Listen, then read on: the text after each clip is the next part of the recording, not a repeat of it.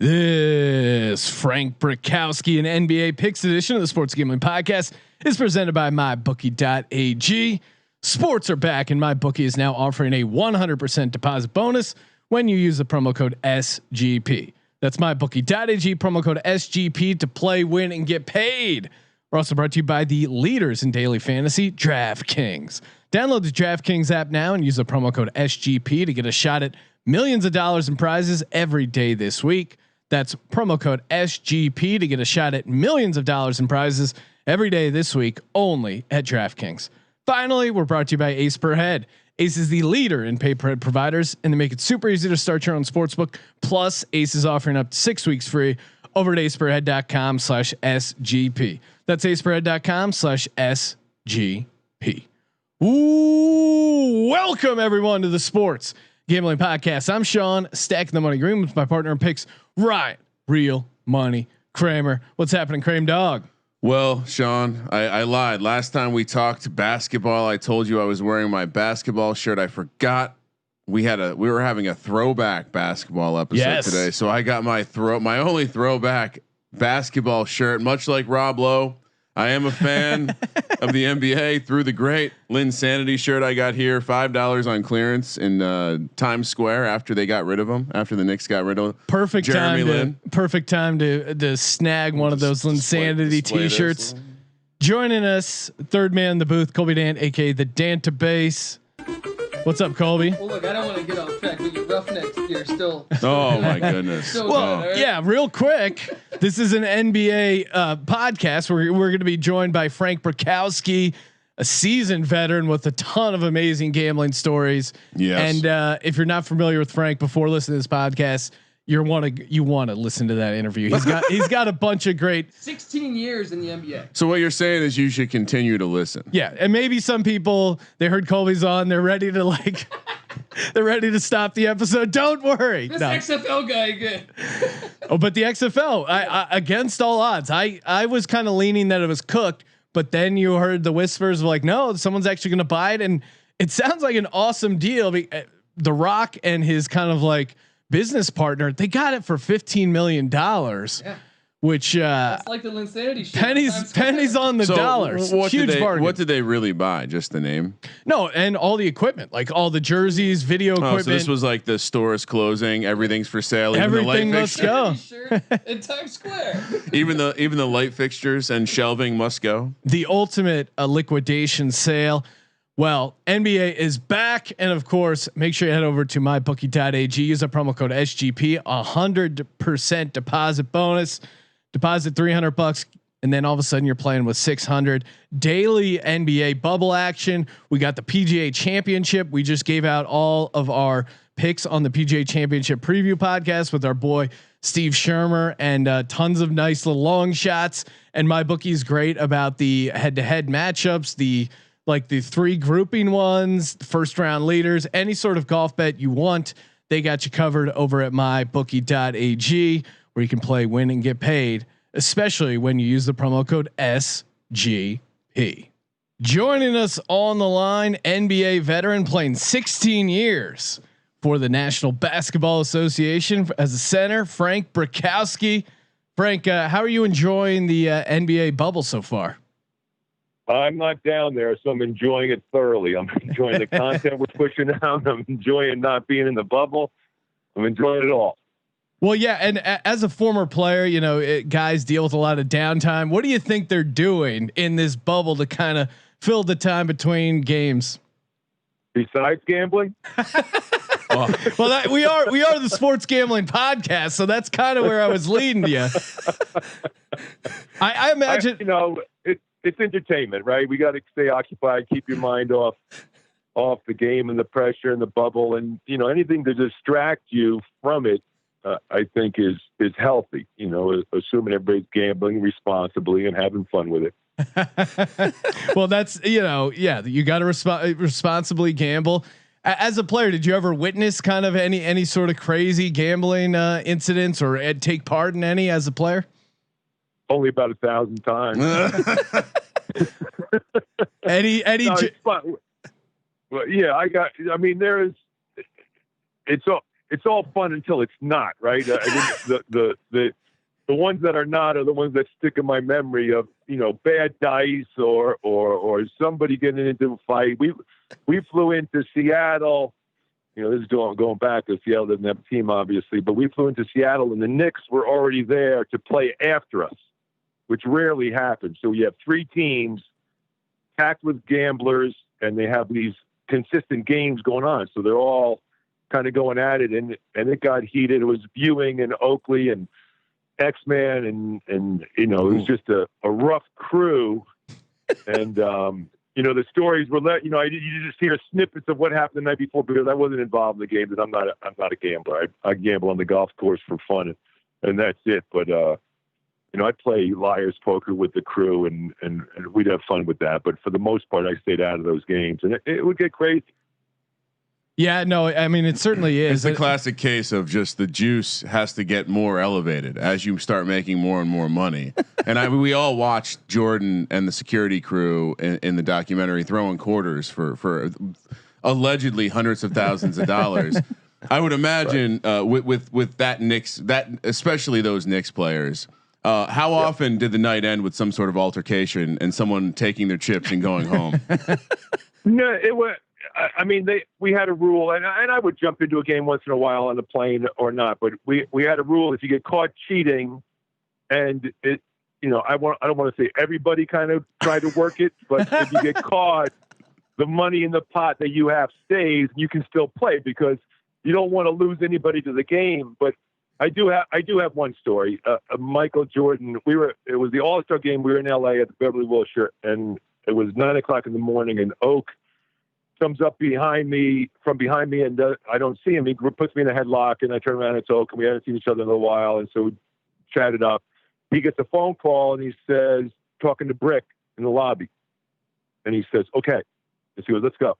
So I follow him across the driveway to the second tower, and we go up to Michael Jordan's suite, and the game's still going on from the night before. Oh, wow. It's 9:00 in the morning. And now this is going back 15 years. No, longer than that. Maybe, I forget when the LA All-Star game was, but there was $1.9 million cash in the room. Oh my God. So Allen Iverson, Antoine Walker, Michael Jordan, Al Davis, Charles Oakley, all big players, all big money guys. And I'm like, oh my God, it's, I'm just overwhelmed. I've never seen so much money in my life. And then I know Dale Davis had stacks of $50 bills. They were giving him a hard time because it was, they called it the babysitter money. He's just coming in there. It's like, I got a couple of 50s, guy. What do you got there? 50 grand? Get the hell out of here. Well, if people wonder where Antoine Walker's money went, and he applied the same theory to life as he did in the basketball court. When asked why he didn't shoot why he shot so many 3-pointers, he said because they don't have 4s. I can't imagine that model works well when you're gambling money. Well, yeah, and you got to be. Go ahead. I'm sorry. Oh, so I was just going to say, you got to be careful going up against Jordan, who's just a known competitor, and he's got an unlimited bankroll. So I imagine Jordan's just saying double or nothing, double or nothing, double or nothing until eventually he wins. But yeah, he'll just roll you over. Yeah. But Antoine and Allen were going at it head to head in a craps game, aside from the blackjack game, and Antoine ran out of money. And let me say this: Antoine didn't gamble his money away. I'm sure he gambled a lot of it away. But Antoine is a good friend of mine. I play with him in Boston. He's just a good-hearted, generous person, and that was his downfall. I truly believe that, knowing him and knowing intimately what he went through. But they were going head to head, and Antoine ran out of money, so he threw his watch in the pile. And he says, "That's $450. That's $450." And Allen Iverson looks over at us by the table, and he leans back and he goes, "He might have paid $450 for that watch, but he ain't getting $450 for that watch." I can imagine Allen Iverson having like a jeweler's loop that he just pulls out, and he's like, I know jewelry, and that's not $450. Oh man. He walked in with cargo pants on. He got there after me. He walked in with cargo pants on, and in each pocket on each side, he had just stacks of $10,000 bands. Oh my God. And I'm like, and I've never been in a room like that. I've been in some rooms, you know, where the craps game's going on and there's some money changing hands, and on the plane there's a lot of money changing hands, but nothing like that. And that's Michael and his. Well, his do you recall who ended up the big winner that night, or no, I guess morning? I just got nervous. I didn't stick around long. It was overwhelming for me, right? And I was an outsider, so I wasn't playing. So everybody's kind of looking at me sideways, like, where's what's your this money? guy doing? Yeah, they didn't ask you if you wanted to join. No, they know I'm not a gambler, but I did have a couple $100 in my pocket, but that was it. Hey, Jordan will gamble you a couple hundred. If there's any question as to if Jordan is the GOAT, these stories just put the ice. Yes. The fact that he's running full blown casinos in his penthouse, I envy the man, because that is like, I've been doing that my entire life, trying to run a card game. And it's really impressive, amen, bro. I really love the angle of, you know, Allen Iverson and Antoine Walker not getting enough action in the $1 million card game. They have to set up their own side craps game. Well, and that sounds like true degenerate, Sean. True Truly. degen move. Well, and you had a number of run-ins with some of the all-time characters in the league. Of course, you and Rodman, that was a big incident in the '96 NBA Finals. You guys going back and forth, getting chippy. You eventually got tossed. What kind of trash talk does a guy like Dennis Rodman say to you on the court? He's not quick on his feet or witty. Like I consider myself quick on my feet and kind of witty if I can. I like to have fun with it, right?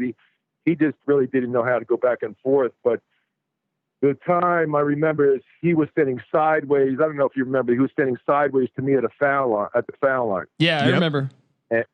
And the foul shot prior to that, he was shooting, and he had just done a book signing in a wedding dressed as a woman. And I said to him, I go, hey, and the referee's getting ready to hand him the ball, and I said, hey, Dennis, I'm a little confused. The wedding dress, the dressing like a woman. I go, what do you do after the game? And I said a couple other things, and Michael and Scotty are sitting across from me, and they're on their hands are on their knees, and they're just leaning over, and both their heads just drop, and they just start chuckling, laughing. And the referee is handing Dennis the ball, but he starts laughing, so he has to back away from Dennis. And I said, Dennis, I'm as confused as you are and everybody else about your sexuality. I was just curious. My kids say this to me all the time. What, Dad? I'm just asking questions. Exactly. Just asking a question. Just trying to gather some intel on Rodman.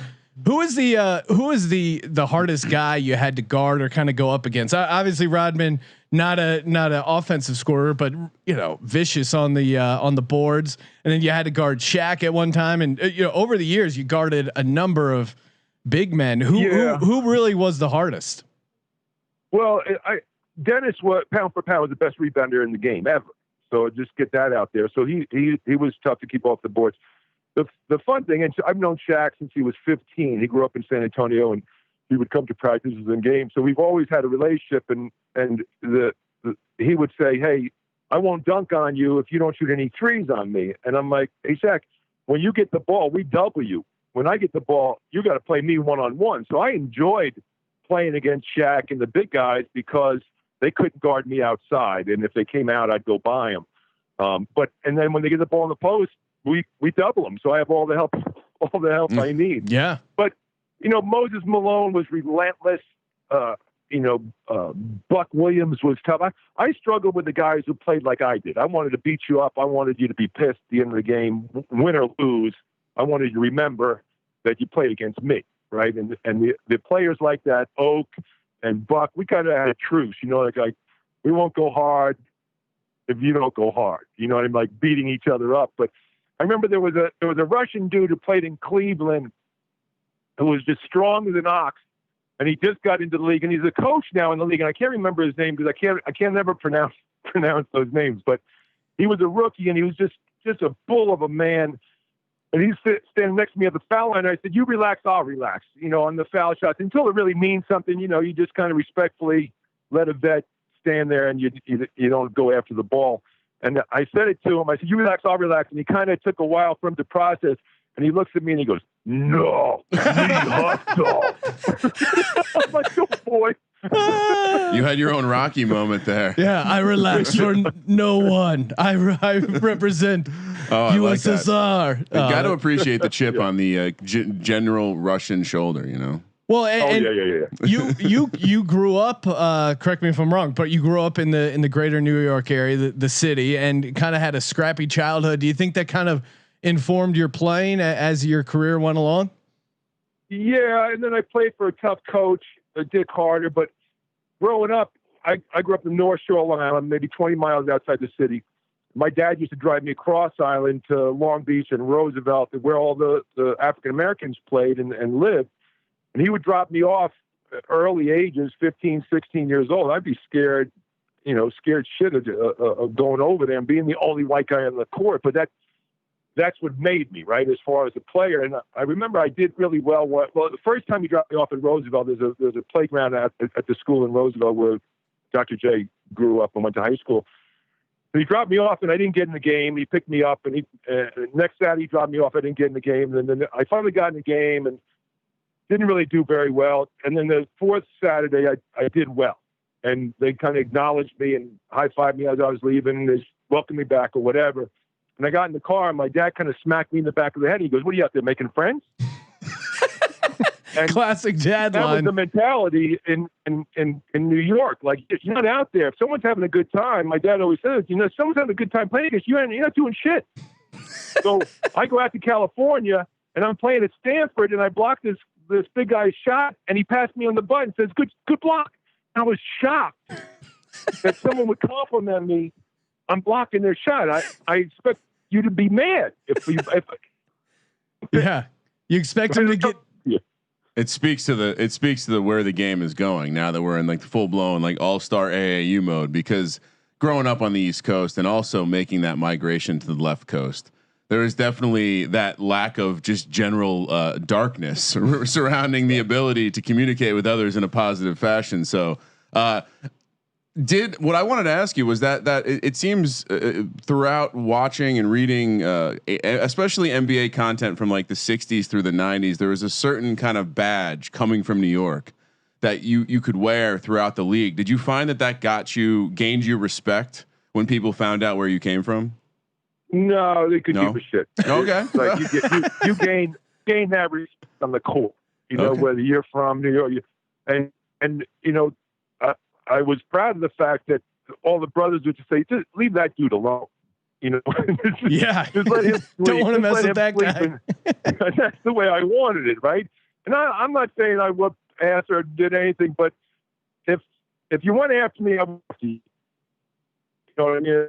You wake on, care who wins or lose the game. I want to compete, and it allowed me to be in the league as long as I was. Yeah, I mean, certainly the scrappy competitiveness. And as far as a big man, you were kind of ahead of your time. You had mentioned how you would shoot threes on Shaq because he wouldn't come out and guard you, but certainly a guy of your height shooting that many threes and hitting. I mean, that 95-96 season with the Sonics, you hit 40% from behind the arc. Was that something you kind of worked into your game later on, or was that something you always kind of kept in your back pocket? It was just survival. As I was getting older, I did a lot of things well. I didn't do anything really great, but I was able to draw the big men away from the basket. I was able to post up the little guys. I was able to pass. I was able to shoot that long three that stretched the defense. And I was right and left-handed down low, and I could drive right and left-handed. And when I teach kids today, I say all you need is 5 to 16, 17 foot set. Doesn't even have to be a jump shot. Able to hit, make people come out and play. You need to be able to go right and left with a running hook, and down low you have to jump hook right and left, and that's it. Everything else is gravy. When I see these young kids being taught all this fancy drill and looks great, but can you go right and left with a runner over big people? Do you use a jump hook down low left so no one can really play you? They can't favor a side, and then you build out from there. But I don't have the youth programs now. It's fancy stuff. It looks great, but how effective are you? Yeah. I mean, when I see people dribbling 2 balls and stuff like that, I just constantly think about a guy like Dwight Howard. Like if Dwight Howard had just learned how to use both hands and a drop step, imagine how good he could have been. Right. Right. No, and if he competed like Oak or X or myself, I would give anything to have had his ability in his body. Yeah. Right. But dude, Phil Jackson called you a goon in 1996, and I don't consider you essentially a goon because I'm going to go back to 1988, and when you had back-to-back games, 33 points, 10 assists, 6 boards against the Denver Nuggets. The following game, 34 points, 15 boards, 6 assists against the Rockets. That's not a goon all the way in my book, you know. No, Phil's just inflammatory. And he's a friend of mine. He's actually up here in Montana. I own a summer home in Montana on a lake, and so does he. But Phil, when he did just recently, there was an article about Steve Kerr and Phil's comment about the abbreviated season in the holdout where the Spurs, Phil came out and said that championship will always have an asterisk next to it. And when Pop was told, quote, and Pop's a real good friend of mine, really close friend of mine, and he said Pop's remark was, Phil's the best coach on the planet. He's won so many championships. He's strategically I respect him, but and he can say anything he wants about that championship. And he said, no matter how stupid it is. And that's the way I look at Phil. He called me a goon. I could give a shit what he, you know what I mean? Well, yeah. Sometimes that's why it's great to have a friend like Phil Jackson. You can bust his chops, and right. Yeah. Certainly Pop all time great wordsmith as well. Yeah, he really is, and Pop's the best. He's always interesting in those sideline interviews where he turns into Bill Belichick with just like the complete deadpan, and won't give them anything. Another character you kind of cross paths with in your NBA playing days. I saw a story that you were hanging out with Barkley one night in Milwaukee, and then I'm trying to piece together the story, but essentially Barkley kind of got off on his own, and then there were like 3 guys that were trying to get into it with him, and he ended up punching one of the guys and broke his nose. What was it like hanging out with Barkley that night? Barkley, I don't know if you guys have spent time with, but he is the most fun in that he includes everybody. No matter who you are, you feel important with him. And I'm close with Charles and love Charles to death. We were at a bar and we were leaving, and he was following me home where we were supposed to go back to Larry Krasoviak's house, and then he just didn't show up. And then the next day we found out what happened. He threw somebody through a window and broke somebody's nose. That's all we really know, as far as I'm concerned. And then his attorney called me the next day and wanted me to I'm going to talk to Charles first. And yeah, let's get the story straight. Yeah, it went from there. Imagine being a random dude thinking that they want to get into a tuffle with Mr. Charles Barkley, the round mountain rebound. Yeah, he'd be the last guy who tries to pick a fight with an NBA player. I'm not a large human being. But NBA players don't know how to fight, and neither did I. I grew up. I was always scared shit of fighting. I knew if I could get the first punch in and follow it up with a couple real quick, I'd be okay. But as far as a fair fight, you see these, when you go back in the archives and look at these fights, it's just flailing away. Just throwing these ugly punches and kind of wrestling around. No one knows. Very few people know how to fight. Well, also, if you're a drunk guy, the idea of, oh my God, I could be the guy that knocks out Charles Barkley. Exactly. If you're really drunk, that begins to sound like a good idea. Or I could be the guy who Charles Barkley knocks out and I make the paper. Yeah. Either way, it's a good story. You're the guy who got into it with Barkley. It's a high floor situation. Right. And overall, your thoughts on the NBA? It's certainly become a much less physical game than it was way back in the day, or just even more recently in your time period where elbows were flying. I read a story about you popping Stockton and him getting 11 stitches with an elbow. Elbows were just kind of commonplace. Do you, as a fan now, as a guy who's just enjoying the game and kind of helping out the league, do you like the less physical play? Do you see, oh, hey, the scoring's up, it brings new fans in, or do you wish things got a little more physical?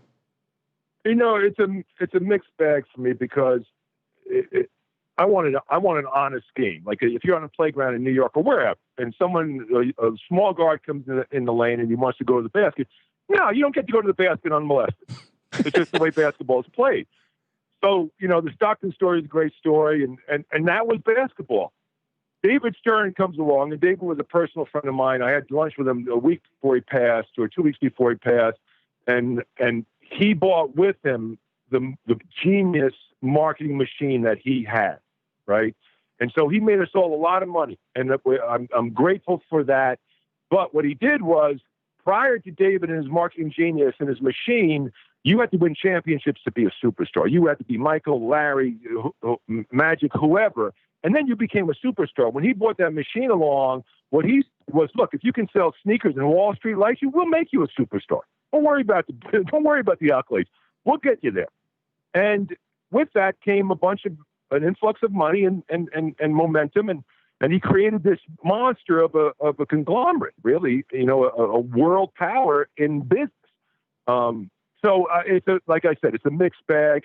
I would rather see the players police their game. If you mess with me, remember Larry Bird? Chuck Daly was talking shit to Larry Bird, and Larry gave him a forearm shiver going up the court. That's what he's even really made of, right? You talk shit to me, you get hit. Coaches included. I love it. I miss that, man. I truly miss that. Yeah, I miss it too. Yeah, well, and it Jim is Clemens. But real quick, Jim Clemens is a big burly black dude from Philly. He came in the league, and I was a rookie, and I blocked his shot, and I said, "Get that shit out of here." I turned around. He gave me a forearm shiver in the throat. I'll never forget. You know what? Next time, maybe I don't say anything. And that's basketball, right? Yeah. Amen. There is something beautiful to some of the sports that allow the regulation to happen on the field, whether that be something like hockey and fights or rugby. And it felt like that was how basketball was back then. I was a Knicks fan, and watching those Knicks Pacers, however you want to go down that memory lane, it just felt like the game was more pure because shit was sorted out on the court. And the refs were kind of part of the situation, not quite like wrestling, but they allowed it to happen as well, because they knew that if they let Oakley crack someone early in a game, that maybe less drama would happen later in a game. And you're exactly right. It sorts itself out, and you don't have to control it. It takes on its own path. So you throw 100 horses into a corral, one horse is going to become the boss, and that's the way basketball goes. It's like those early days in camps where I would see, okay, that's the guy I have to knock out. That's the guy I have to take care of. And if I take care of him, everything else falls in line. So to your point, you let it happen, it takes care of itself. But now the referees just have too much control, too much power, and it really hurts the game.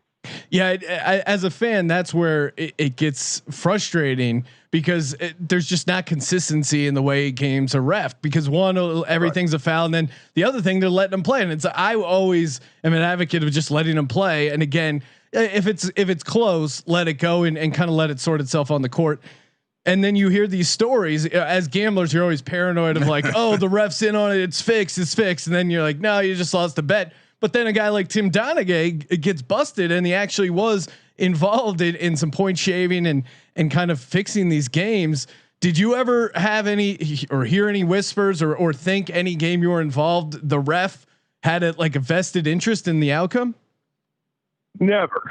I never even thought that. It was beyond my realm. It was just, the referees were the referees, and back when I played, there was this mutual respect between the referees and the players, and they let you get after it to a certain extent, and that was a good thing, right? So nowadays you don't see those relationships, the relationship with the veteran referees that have their players, and I always respected the refs that could make the call against the home crowd, that would make the call against the home crowd, that would make the call against the All-Star. Those are the guys I respected. The other guys, I could care less about. Yeah. Yeah. I mean, being able to make a tough call in front of a packed house. Exactly. That's really, that's really where a home court advantage comes in, is because just that mental pressure of like, hey, don't call it against this guy. Don't call it against this guy. Right. And then he stands up and makes the call. We had Lenny Dykstra on as a guest not too long ago, and he was good friends with Charlie Sheen. I know you've been good friends with Charlie Sheen over the years. Are you still in touch with Charlie? And what's an average weekend hanging out with Charlie Sheen like? I'm not in touch with Charlie. We never really had a falling out. He just went his way, I went my way. I think the world of him. I think he's a great, generous, funny, loving, smart kid. Right. And back in the day, I met him early in '85, and we were both single, and we both lived in LA, and we had some money in our pocket, and we didn't have to wait in any lines. So just you can extrapolate out the fun we had, right? Like, when I watch Entourage every once in a while, I'm like, that seems familiar. Yeah, kind of like me and Sheen back in the day. Yeah, I mean, to be young, single, and have a bunch of cash in LA is not a bad thing. I mean, I've been young and single in LA, completely broke, but still had a decent time. But I could only imagine if I had a ton of cash, certainly make things a lot better. And Charlie had an airport hangar at Santa Monica Airport with 45 cars in it, so we could use whatever car we wanted. No, they were obviously nice cars. All right. Well, Frank, appreciate you calling in. Before we let you go, who do you got? Who do you have winning it all in this short and weird NBA season? I'm pulling for the Blazers. I love the Blazers. I love Damian Lillard. Damian Lillard is an example to every NBA player. He's just a man of faith. He's a man of morals. He's a man of loyalty. He's just him and CJ are. I admire maybe those two and Melo, those two the most in the league. And I'm more intimate with them. I lived in Portland for 18 years, so I'm kind of favoring those guys. Awesome. I love that. Well, good luck to the Blazers. Big CJ fan, and appreciate you calling in, Frank. Have a great day. All right, guys. It was fun. Anytime. Thanks again, Frank. Take it easy. Take care. Oh yeah. Awesome interview with Frank Brickowski. Man, taking me back to the NBA. And speaking of that, the NBA is back. So is DraftKings, the leader in one-day fantasy sports. They're offering you a shot at a share of millions of dollars every day this week. Again, fantasy basketball, so easy to play, so easy to. Just so many fun lineups, and every day now in the bubble feels like a big event. Got to get your DraftKings lineup going. No better way to put your basketball knowledge to the test than competing for a share of millions of dollars. And again, winning millions of dollars, that's fun.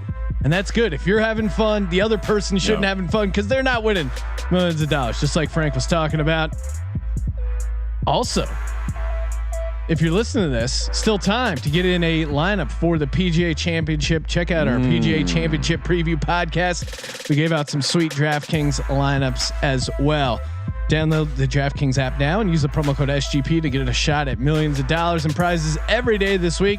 That's promo code SGP to get a shot at millions of dollars in prizes every day this week. Only at DraftKings. Eligibility restrictions apply. See DraftKings.com for details. Well done, Sean. Thank you. Love getting that fine print in there. Joining us on the line, host of the newly launched NBA gambling podcast feed, site editor Ryan McKee. Ryan, what's happening, man?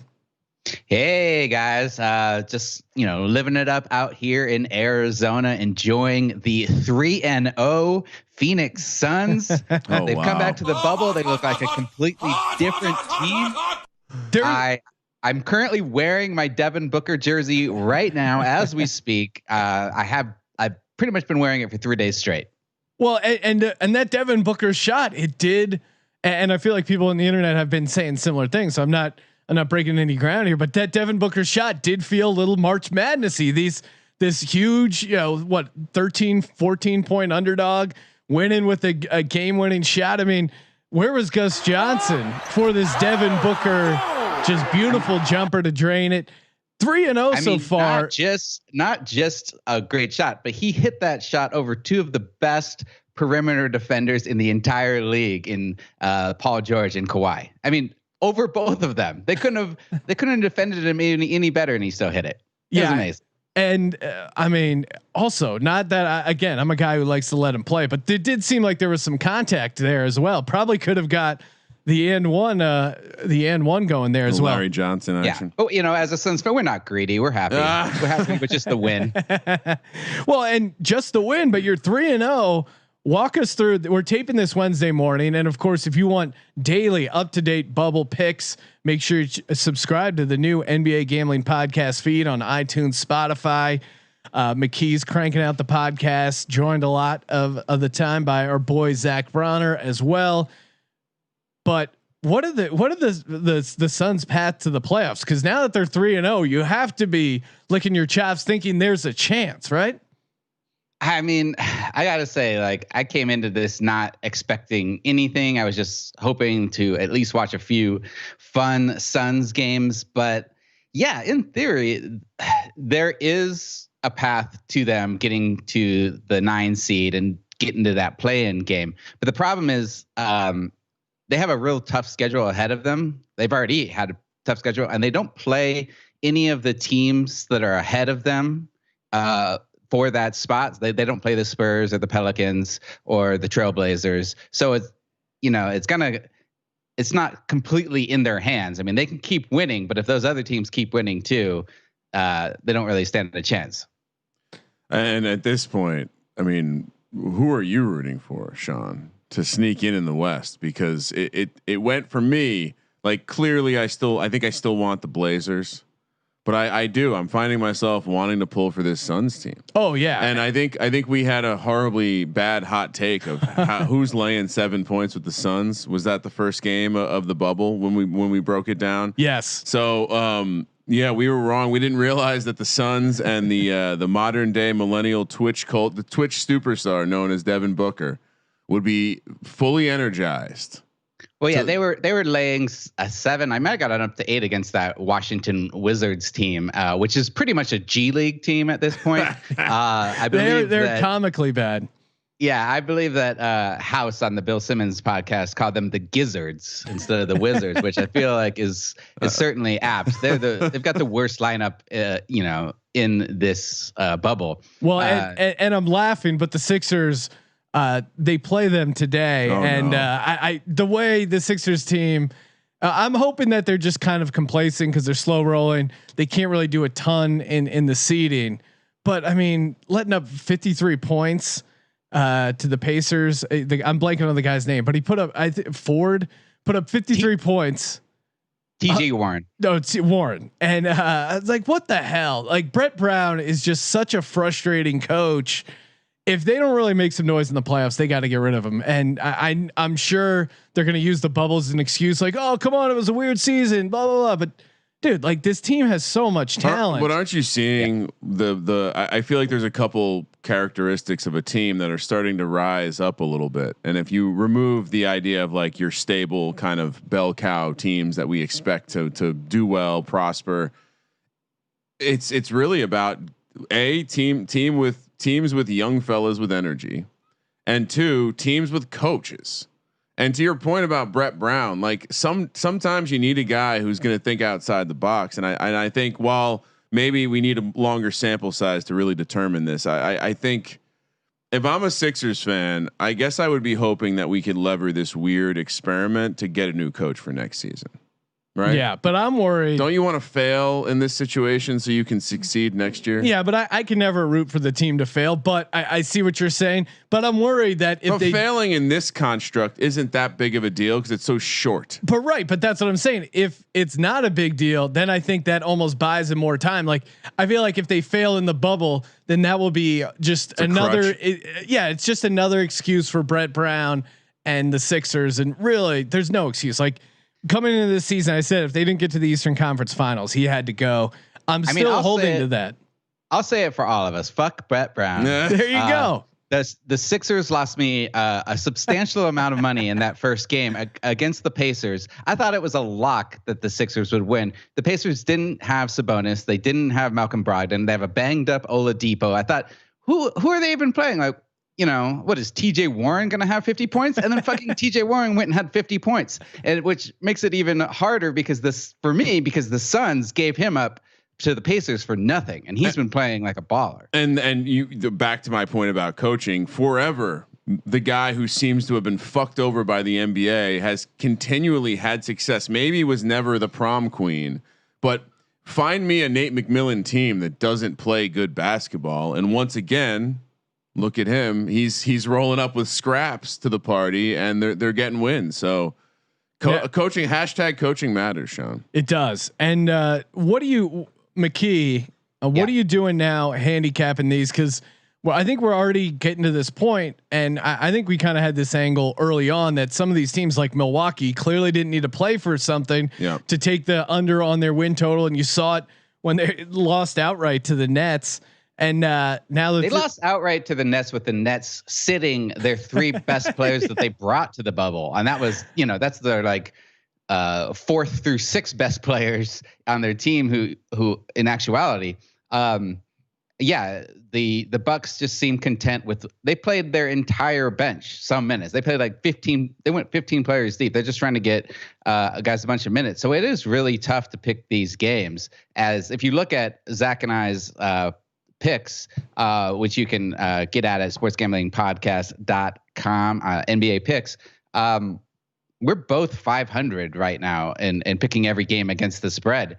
And it's just because it's hard to know really what these teams are going to do. But it does seem like the Lakers and the Bucks are probably going to coast in from here. Yeah, it does seem like now that they've locked up the 1 seed, at least I know the Lakers did, and looks like the Bucks did as well, that they don't have anything really to play for. So they can kind of just sit in cruise control, try out some different lineups, keep guys in shape. Well, as someone who had some money on the Lakers game 1, I did not appreciate that lineup experimentation. I think I sent you a text, Sean, at one point. We bet on a team with Dion Waiters, Dwight Howard, and J.R. Smith were all on the court together. Minutes. and Dion Waiters seemed to be a pivotal role, person in this lineup.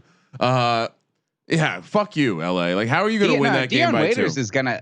I guarantee that in this playoffs, there's going to be a couple of crazy Dion Waiters games where he just goes off. That's just, he's going to be, dog shit the rest of the time. And then he's going to have 2 games where he makes all the difference. And that's just, and if you can pick him on those correct nights for DFS, I mean, you're going to be, it's going to be tough. You're going to be chasing the dragon a little bit, but expect some Dion Waiters moments coming up. For a guy who clearly has packed on a couple extra pounds, still very fluid with the spin move there. You know what? You know why he's packed on some extra pounds? They're not testing for weed anymore. Yeah, and we know that he likes a couple of those gummies. He's probably got the munchies after that. Well, I mean, to be fair, as someone who, we discussed this heavily on the PGA Championship preview, but as someone who is also a grass expert, like many of those golfers, Sean. Yes. Although I dabble in all types of grass, it's pretty embarrassing to be an NBA player. You're a larger guy, you're a taller guy, like you just have an advantage over the rest of humanity when it comes to consuming MGs, and you still have an accident. Like, come on. I've never called in sick because of weed, bro. No, and it is kind of, the Lakers are playing with fire, having Dion Waiters and J.R. Smith on the same team. I could see them much like in the dorm room where you stuff the dryer sheets at the bottom of the door so it doesn't leak out into the hallway. Why the NBA is not doing a Hard Knocks style show about any teams in the bubble? I'm sure they're doing something. They gotta be doing. But I've heard that they are recording it, but I don't know what they're going to do with the footage. I just want to see this Lakers locker room. I want to understand how it works. The characters in that and then you throw in Caruso. Like, how do Caruso and J.R. Smith hang out? Like, do they compare their swag notes? Like, I just want to learn so much. Like, what's Dwight Howard doing? Caruso is. I know this sounds crazy, and people would be like, "Oh, you just like him because he's a bald white guy with a similar hairline." But you can't dunk, just to be clear. But Sean, Caruso, it gives them those scrappy plays that really can he's great at those 50-50 balls. Like towards the end of that Lakers Clippers game, he dives for a ball going out of bounds, keeps it alive, throws it in, and then gets points down at the other end. You know what it is? It's when you have a team filled with people unwilling to put extra effort and just general lazy dudes like Dwight Howard and Dion Waiters. Yeah. You gotta balance that out with the hustle guy. No, I'm thoroughly intrigued. Caruso reminds me of Dellavedova on the Cavs teams. Great comparison. But I think even Caruso is a better athlete, right? Oh, he definitely is. And Dellavedova hasn't had a meaningful, NBA moment since LeBron left the Cavs. And I think that it just goes to show, like, you got to have it on these championship teams. It really helps have one scrappy guy like that. I can see Caruso end up playing a lot of minutes in this playoffs. And if you really break down the Lakers roster, that's where you start getting into that. Like, well, they have a couple of rational confidence guys in Dion Waiters and J.R. Smith. They have the total role player in Caruso. They have the GOAT in LeBron and Davis, who really is the alpha now on that team, I think. I hate to say it, Sean, but I think I've caught Laker fever.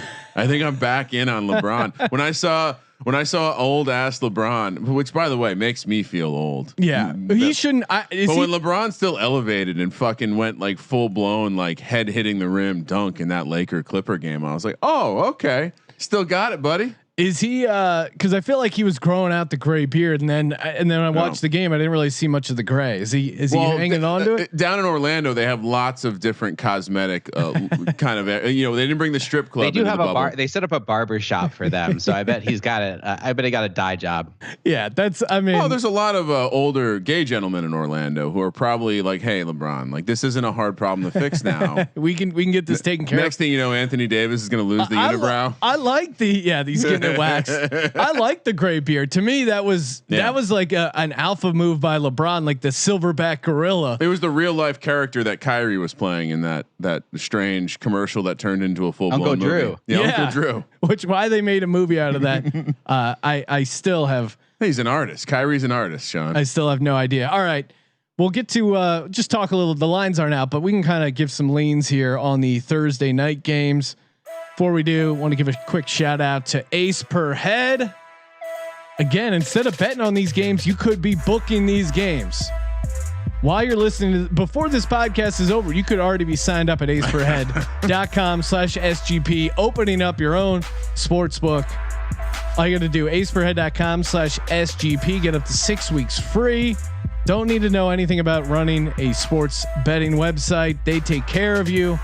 They grade the wagers. They set the lines. It's a turnkey solution, easy to operate. aceperhead.com/SGP. New Orleans, Sacramento. New Orleans kind of been disappointing. I mean, Zion, there were all these like videos of him looking ripped as shit, and then as predicted by me, and then he had the family emergency, and then kind of came back and wasn't ripped as shit. What's going on with Zion, McKee? Well, I think that when he said that he was out of shape based on those like 10 days that he had 10 extra days he had a quarantine or whatever, he wasn't kidding. He seemed off in the first 2 games. They ramped up his minutes a little more. I think he played over 20 minutes against the Grizzlies. They looked a lot better with him out there. I think going forward, you can expect the Pelicans to play more basketball like they were playing right before the break. But still, I'm not sure you can really count on that. They're going against a Kings team that hasn't won a game yet. They just look in disarray. I could kind of see them giving up. They don't seem like, and they've got Luke Walton as their coach. I don't think that he can rally them. No. Yeah, I'm gonna go Pelicans here.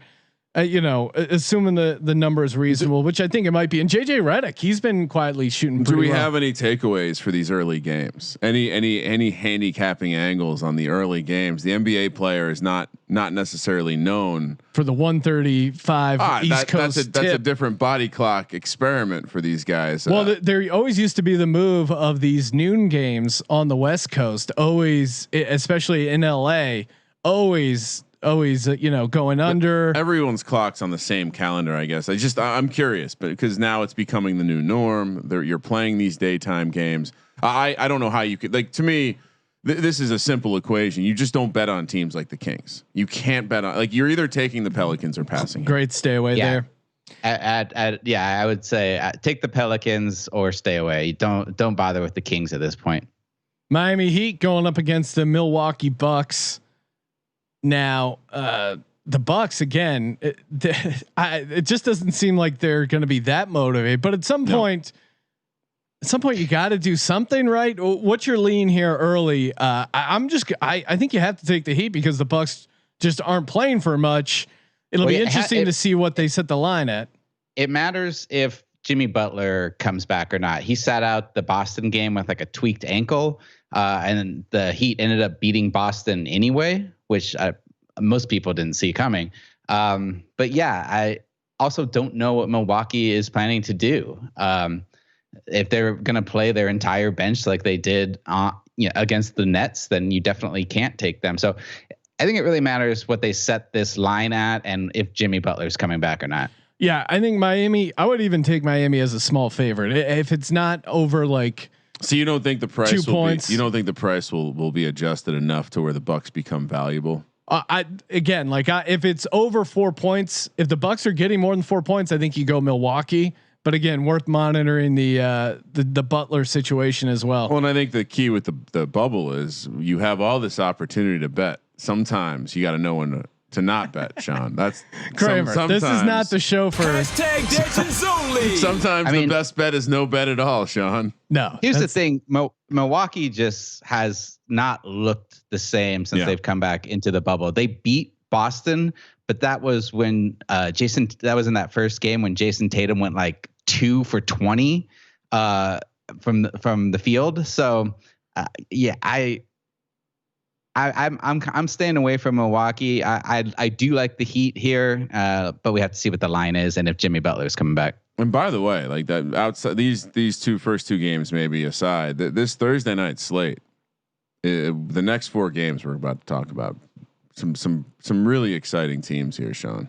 Pacers, Suns. Who's hotter than these two teams? No, the only 2 undefeated teams in the bubble so far, and they're playing head to head. Something's got to give. Now, normally I would kind of fade the Suns because they, Devin Booker, game-winning shot. They've kind of run their course as far as maybe the mojo that they have going. But I think you can make the same case for the Pacers team. They're 3-0.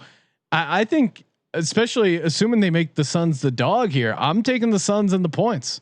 What do you think the line is going to be set at, McKee? And I'm assuming you're also riding the Suns train. Yeah, I could see the Pacers being favored by 4 to 6 points. I'm not sure. I think it depends if Sabonis comes back or not, and how healthy Oladipo seems, or if he's going to sit out another game or not. This Suns team is really hot, and it's hard for me to speak about it with a sane mind because I'm so excited about how they're playing. But they just look so good, and their young guys are really stepping up. I think that TJ Warren has to come back to earth at some point. He's been playing out of his mind the last 3 games. Now maybe he'll be extra motivated against the Suns because they're the team that traded him away for nothing. But yeah, I think he's got to come back to earth. And I don't know. I see what this line is. If the Pacers are giving more than kind of 2 possessions for that line, I would definitely take the Suns. Sean, you can't not take the Suns because they are hot. Yeah. Well, I think we're riding the Suns. It almost in a weird way, their hotness, as McKee kind of alluded to, it feels more sustainable than riding the TJ Warren train. You know what I mean? Like it feels like seeing Devin Booker put a team on its back and go to work in a weird situation, in an AAU situation. Who better than AAU Dream Team or Devin Booker? Well, just the Suns team in general. I think it all fits. So I'm not. I new rule. I'm not fading the Suns until they prove me wrong. I like it. I like that rule. Next, they've got some different lineups they can throw at Indiana. They can go small with Cam Johnson and Mikal Bridges, who are just wing players with huge long arms. They can go big with DeAndre Ayton. He's been playing more and more like a number 1 pick, which he was. I mean, he's still no Luka, but that's besides the point. So yeah, Suns are hot. Kramer's right. Ride them until they hit a wall. Clippers versus the Mavs. This is kind of an interesting one. Clippers sitting there in the 2 seed in the West, 6 games behind the Lakers, but the Lakers have locked up the 1 seed. But the Nuggets nipping at their heels there, only 1 game back. And now, how motivated? What does the 2 seed really mean to the Clippers? I guess it means whether they're going to have to play the Mavericks or the Thunder in that 6 and 7, or maybe even the Jazz in the 5 seed. There's a big clump of these Western Conference teams. How motivated do you think they will be for kind of just jockeying for seeding here in this Clippers Mavs game? Here, I think the Clippers and the Mavericks are 2 of the most confusing teams in the West to have come back in the bubble. The Dallas offense has looked dynamite in the first half. They've coming out and against the Rockets scoring like 75 in the first half. And then they just can't seem to put it together for wins. They barely beat a lowly Kings team yesterday. And then the Clippers, barely lost to the Lakers without Lou Williams, without Montrezl Harrell. and then they lose to the Suns, even when Lou Williams came back.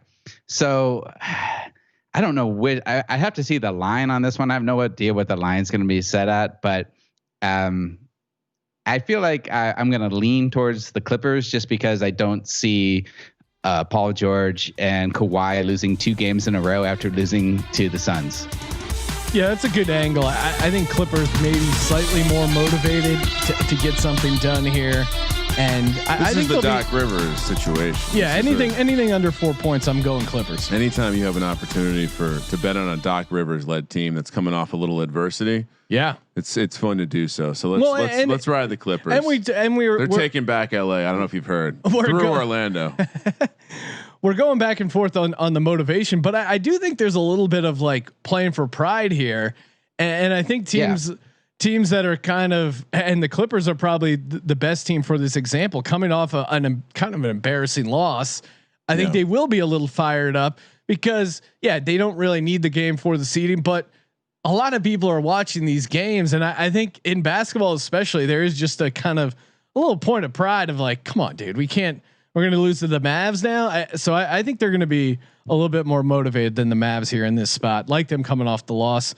Portland squaring off against Denver. We just had Frank Brickowski. He said he was pulling for Portland to win it all. Yeah, I love that. Certainly a bit of a long shot, but he's cool with Dame and CJ. Well, big according to the Basketball Reference, Portland now a 17.4% chance to make the playoffs, which even that feels low, doesn't it?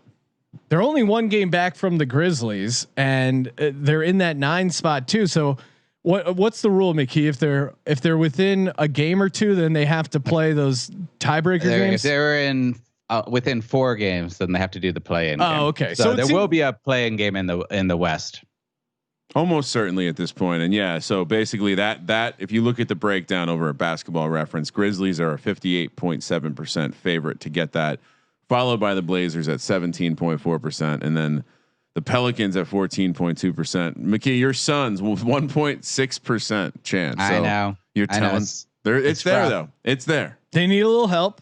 Nuggets have been interesting in the bubble. They got destroyed by the Heat on Saturday, and weird team win in a thrilling fashion in overtime against the Thunder. And they will be on a back-to-back. They've had 3 of their starters out, so it's pretty much has to be all Jokic. So it's going to really matter on if their starting backcourt is able to come back against this Portland team.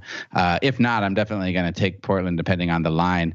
But I got to say on Denver, Michael Porter Jr., who was injured his rookie year and didn't play much this year. He's looked like an all-star in the first 2 games, getting a chance as a starter. So he's a real fun player to watch. Conspiracy theory all-star as well. Really went to someone let him get on social media. His chaperone must have left him alone for a little bit. And he, I don't know if you remember, Sean, but he was the hilarious case of the dude who just didn't want to play college basketball. Big time recruit, went to Missouri. Maybe got on the field on the court for a game, maybe didn't, and then had back issues and just waited for the draft. And I think he's kind of prolonged that into his NBA career a little bit. But the talent was always there, so interesting to see if he can keep it up. But here's what I'll say: the Nuggets on a back-to-back situation here. They're playing Wednesday. They're going to be playing. There's only a couple teams in that situation. I think for a number of reasons. Mainly, we just had a fabulous conversation with Frank, and he's a Blazers guy. I'm a Blazers guy. We like Blazer Dame Nation. Lillard. We like Dame Lillard. Blaze. And you talk about motivation. They got the motivation. They need to keep winning. The Nuggets are playing every game like it's game 7. They're only going with an 8-man rotation. They're going balls out every night.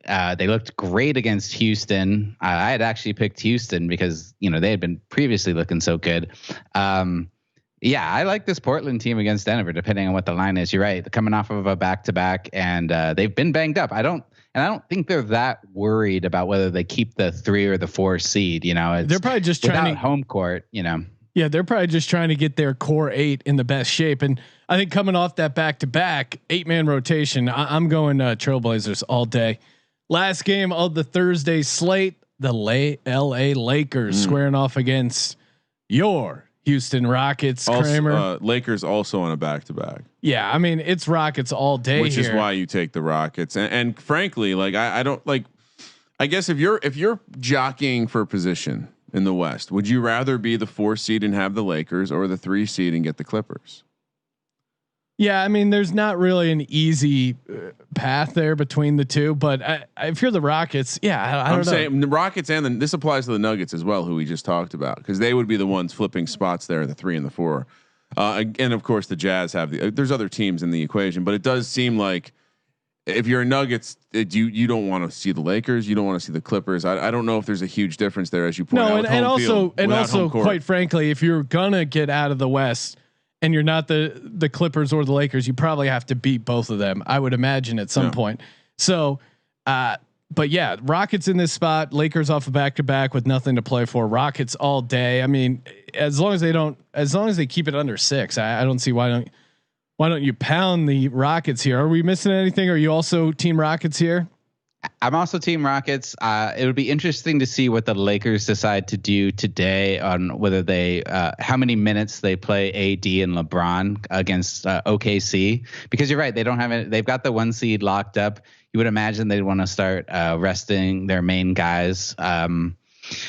So yeah, I'm with you. I'm going to take the Rockets. We'll see what the line is though. And I would go out on a limb and say, if you wanted to identify a potential Dion Waiters game, this might be it. It might be a good opportunity for them to roll him out there in a high tempo situation, lots of possessions, get some of those guys, whether it be him, J.R. Smith. I'm going to say this might be a J.R. Smith game. I can see J.R. Smith coming in and wanting to go off against his strip club buddy, James Harden. Oh yeah. This is going to be like a shoot type game, and they probably can't make the total high enough. Well, and I would say this is the nightcap for the day. So if I'm playing DFS lineups, I might look to backload my lineup with some players in both this game and the Blazers Nuggets game could be ripe for DFS opportunity. Sean, one thing else. I'm sorry. The last thing I wanted to say is for these teams like the Lakers, Milwaukee, who pretty much have the 1 seed locked up, or if they don't seem like they're that worried about their positioning, wait until you start watching the game and just bet the live line. Yeah. Great point. Don't bet it way ahead just to get your bet in. Like definitely get a feel for the game before you put a bet in. And my bookie has some great NBA live lines going. Yeah, it is nice. How kind of them to offer us that service in a time of need. They're helping DGens helping DGens over at mybookie.ag. Make sure you use that promo code SGP. Get a #Degens only 100% deposit bonus. That's pretty sweet. Can't beat that. And make sure you subscribe to the new NBA Gambling Podcast feed, available on iTunes, Spotify. McKee just storming up the NBA charts, climbing the charts. Yeah. And a friend of the program, Zach Bronner, contributor NBA as well. He's a regular on that. And daily NBA pods. What more could you want? What more could you ask for? Make sure you follow Ryan McKee on Twitter, the Ryan McKee, easy to remember. What else? What can we expect to see over at sportsgamblingpodcast.com coming up, Brian?